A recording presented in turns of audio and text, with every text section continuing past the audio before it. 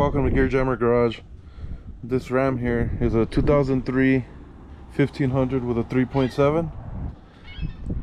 Last year I had a misfire on cylinder 1 and 4. I put some fuel injector cleaner in it and it went away. Then it came back with, I think, 3 and 6, I believe it was. Put fuel injector cleaner in it again and went away, but it just keeps moving around. So today I'm going to replace the spark plugs, the coils, and the fuel injectors.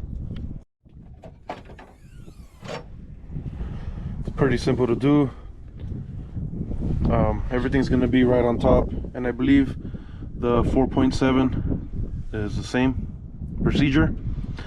So I'm going to remove the air box real quick and then we'll be right back.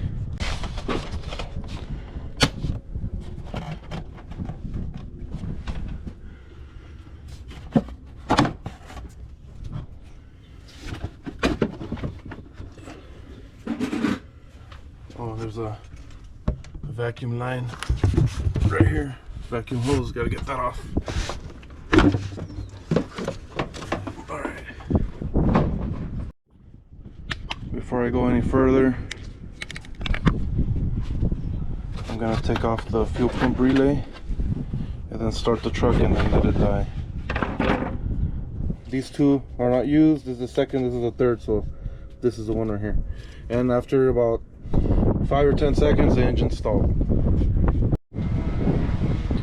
Got the battery disconnected. I'm going to touch the positive to the negative here. That's going to discharge the capacitors. I'm going to hold it for 30 seconds. So now I'm going to go around real quick and I'm going to disconnect all the ignition coils and as well as the fuel injectors so that I can get the harness out of the way. And I'm going to do that on both sides. Got to get the fuel rail off, which is not that difficult, but I'm going to be doing the coils and spark plugs as well, so having all this stuff out of the way, it'll make the job a lot easier.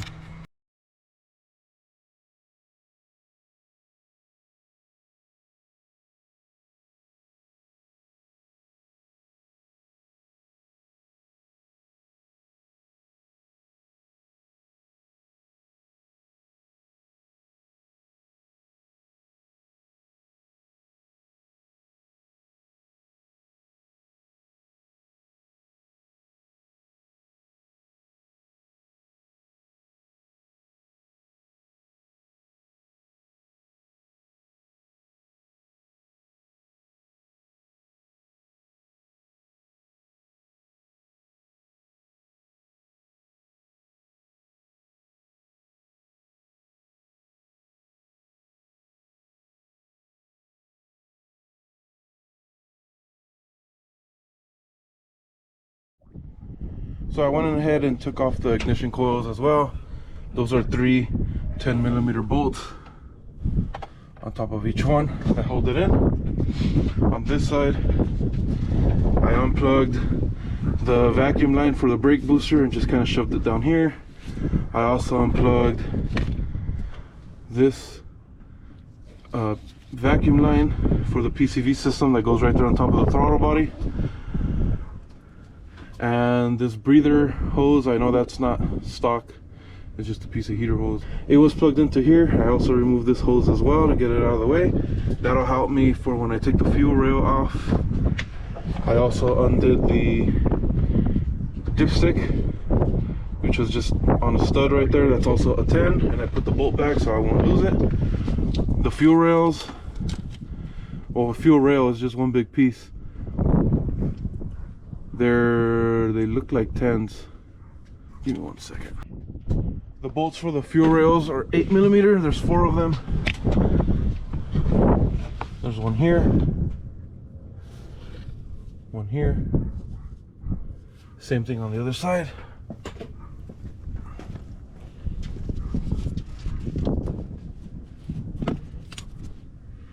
There's one here and one back here.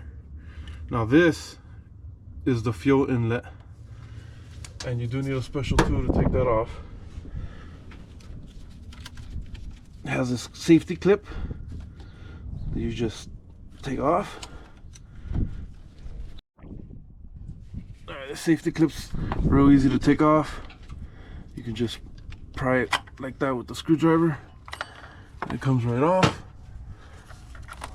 And it's held on by this plastic thing here. And then this, you push it in, and then you put the tool in here. It looks like a 5/16. Let me go grab that. I'm gonna attempt to do this one-handed. This is a 5/16 tool here. This goes over like this. And it goes inside. And then you push it out. I dropped the tool, but you saw it's not that difficult. A little bit of gas is gonna spill out. The engine's cold, that's fine, that'll evaporate. So now I'm gonna do the 4 8mm bolts and take the fuel rail out.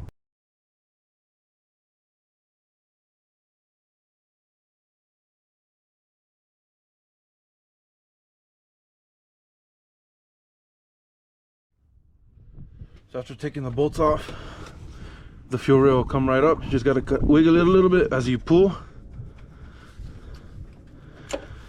This side's loose. Do the same thing on the other side. Wiggle it a little bit as you pull up, and you'll feel them injectors coming out.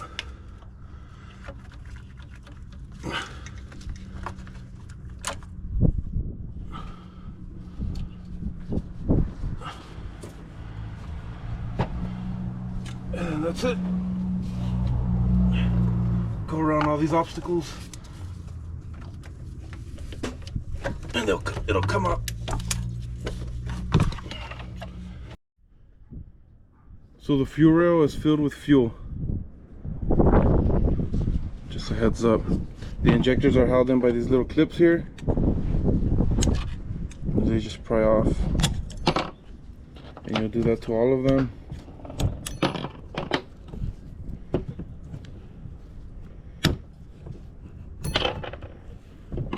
And then the fuel injectors, after that, they're just held on by the O-ring.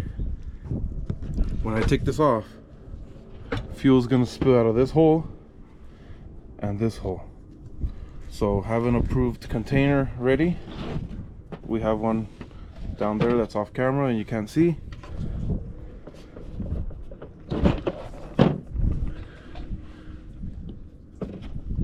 Just turned it and pull, and then I'm dumping all the gas into my container that's down there. And then that's it. So you'll go all around and do that. This is the O-ring. You want to make sure that it comes out with the injector when you pull it. Also, before you continue, grab your new parts and make sure that they're correct.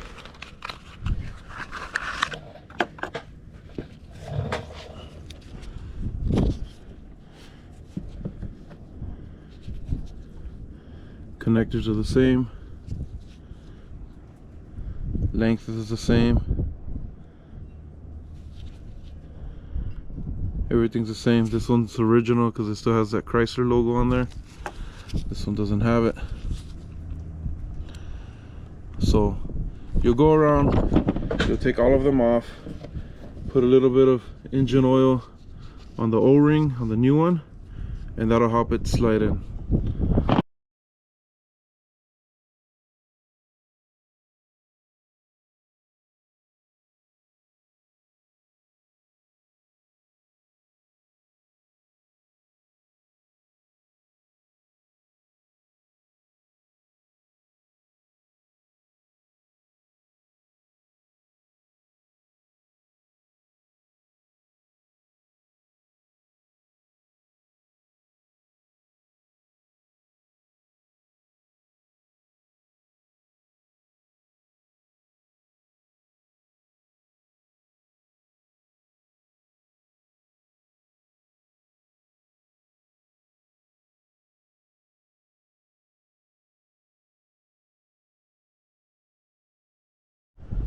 So I got all the fuel injectors in. One thing I want to point out is if you put this all the way in, this like lip here. I don't know if you can see that right there. It'll go so far in that the clip won't grab it, so you kind of have to pull it down just a little bit. I don't know if you can see in there. I'll try to zoom in when I edit so that the clip can grab it. So this is ready to go back in. I'm going to change the spark plugs real quick. I'm going to put a little bit of anti-seize on them. These are the spark plugs that I'm going to be using. Change these out real quick, then I'll put the fuel rail back in, and then the coils last.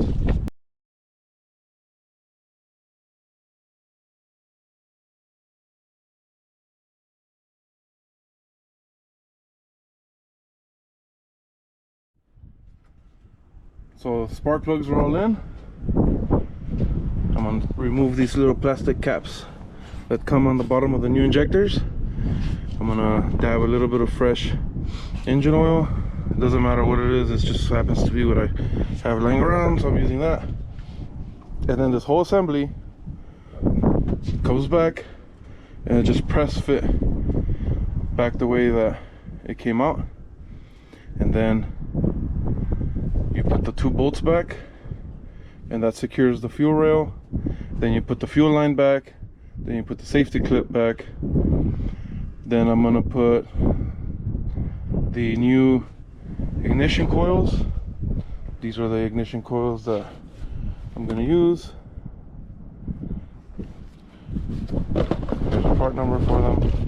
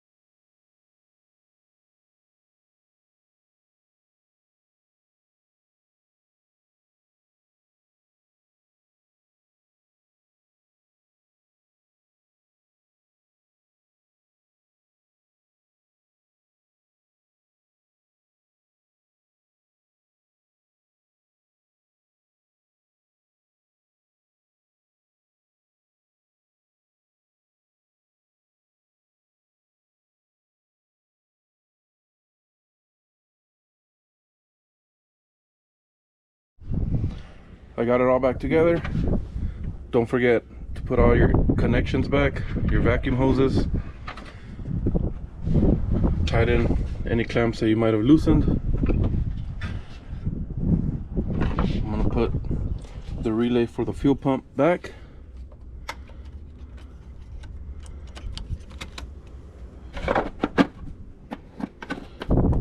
You put this back in here like this. We'll just do it like that for now. I got the keys. I'm gonna cycle the key a few times so the fuel pump can prime the fuel rail. And fire it up.